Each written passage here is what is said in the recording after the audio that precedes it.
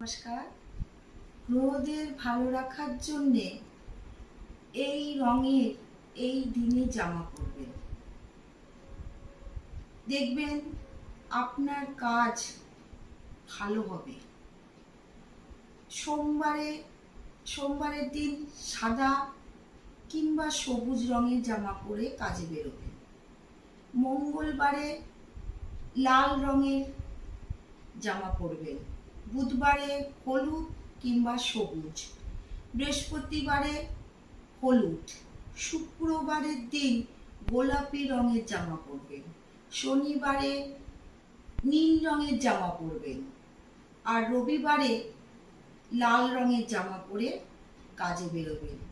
দেখবেন আপনি যেই কাজে যান না কেন সেই কাজই আপনার দেখবেন ভালো হচ্ছে।